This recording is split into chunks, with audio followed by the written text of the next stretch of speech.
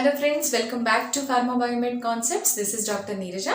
So today we will see one of the very important risk factor, that is high blood pressure, which is also called as hypertension. If you like the content, please don't forget to subscribe, share and pin the bell icon so that whenever I post the videos, you will get the notifications. Let's move on to our discussion. So what is hypertension, or it is also called blood pressure. What is high BP? Means it is nothing but elevation of the arterial blood pressure. So you know arterioles. So in the heart, when the blood is pumping through the arterioles, because of the more pressure on the arterial wall, that entire wall, so there is an increase in the pressure, which is called high blood pressure. So when you are observing high blood pressure, when you are trying to measure the high blood pressure, what are the two terms you are going to find? One is systolic and other one is diastolic. So what is this systolic blood pressure?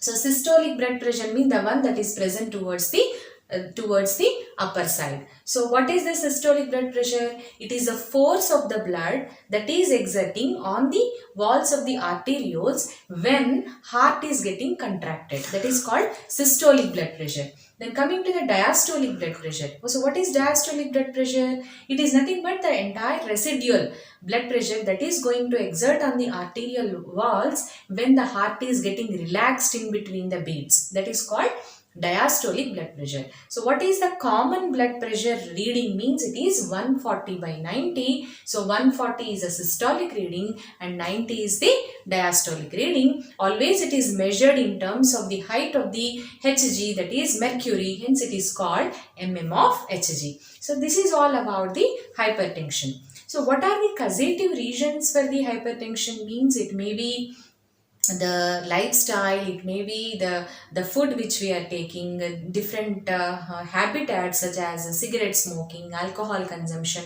or some of the hereditary disorders we have. So there are plenty, and age related factors. These are all the different reasons for the hypertensions. Coming to the basic classification of the hypertension. So here we have two types of hypertension. One is essential hypertension and other one is secondary hypertension. So essential hypertension is also called as primary hypertension or idiopathic hypertension, where particular reason won't be there. So it is going to occur without any reason. It may be hereditary. So there may not be a particular reason for the occurrence of the essential hypertension. Whereas secondary hypertension occurs due to some changes in the biochemical pathways that are going to occur in our body, due to some imbalance that is going to happen in our body. Secondary hypertension occurs. So most of the time, whatever we are facing, whatever the common hypertension we see in normal population, it belongs to obviously secondary hypertension. So secondary hypertension, again, it is divided into various types. One is renal and other one is endocrine and other one is neural, and still plenty of other factors are there. So these are all comes under the secondary hypertension. So in this particular concern, the one that is more important is the hypertension due to the misbalance in the renal system. So this is nothing but because of the changes in the system called renin angiotensin aldosterone system. So which may leads to hypertension. So this renin angiotensin aldosterone system, this is the overall system that is going to monitor the blood pressure in a healthy individual. When this system is going to be misbalanced, when this system is going to be misequilibrated, then it leads to higher blood pressure, which is called as your hypertension. So in this video, we concentrate on this particular aspect. What is this renin angiotensin aldosterone system, and generally how it is going to regulate the blood pressure. If it is getting misbalanced, how it is leading to hypertension, that we see today. So here, major organs are involved in this renin angiotensin aldosterone system. So here you can see kidney, liver is there, lung is there, and pituitary gland is there. So that means important organs are involved in the operation of this renin angiotensin aldosterone system. So coming to the first one, what happens exactly? So coming to the kidney.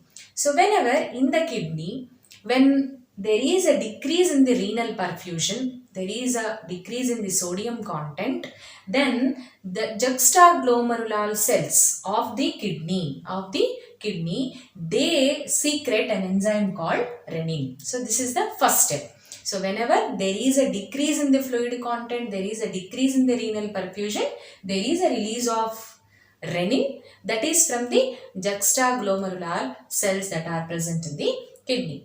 Now, once the renin releases, what this renin will do? Again, there is one more protein product from the liver, that is angiotensinogen. So now angiotensinogen is released from the liver. This angiotensinogen is converted into angiotensin 1 in presence of renin. So the first step is conversion of angiotensinogen to angiotensin 1. Now, this angiotensin 1 is getting converted into angiotensin 2 in presence of an enzyme called ACE. What is this ACE stands for? This is nothing but angiotensin converting enzyme. So this ACE is released from the lung tissue. ACE will be there even in the kidney, even in our urinary system also. There is a release of this ACE, but the quantity is very less. So the epithelial tissue of the lung will release this ACE enzyme. This ACE enzyme will catalyze the conversion of angiotensin 1 to angiotensin 2. So once the angiotensin 2 is produced, it has multiple functions. Here I have quoted all the functions of the angiotensin 2. So in that, the very important one is, the first one is, there is a triggerance of the sympathomimetic system, so that there is a release of noradrenaline, which causes arteriolar vasoconstriction. All the arterioles will start to get constricted, which creates more pressure on the arterial walls. Hence, that leads to increase in the blood pressure. So this is the first condition. Then, what is the effect of next angiotensin 2 means? It stimulates another gland called adrenal gland. From the adrenal cortex, there is a release of aldosterone. So, angiotensin 2 will causes the release of aldosterone. So what this aldosterone will do? Aldosterone will work on the distal tubule of the nephron, the distal tubule of your urinary system, and it starts to activate or improve or exaggerate the epithelial or the membranous sodium channels. When there is more number of sodium channels are getting activated, there is a reabsorption of the sodium from the tubule into the body fluid. So now Na plus is moving from the tubule to the body fluids.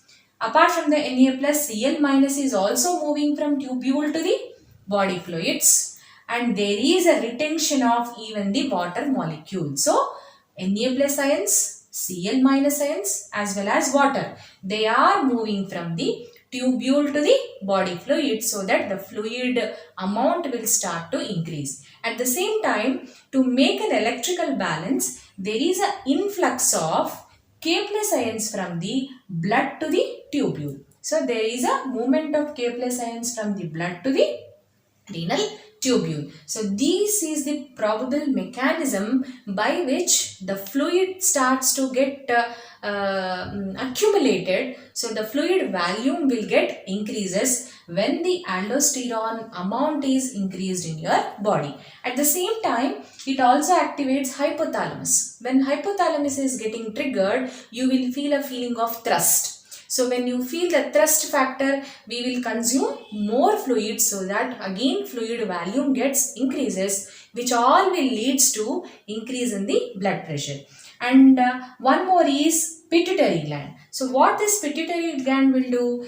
Whenever angiotensin 2 is released, it stimulates pituitary through the hypothalamus to synthesize another enzyme called antidiuretic hormone. So what this antidiuretic hormone will do? What is the function? Means against the diuresis. That means it starts to concentrate the urine, so that whatever the fluid volume is getting increased, that will be substantially balanced by this anti-diuretic hormone. So these are all the major factors or major events that are going to happen when the aldosterone is getting stimulated by angiotensin 2.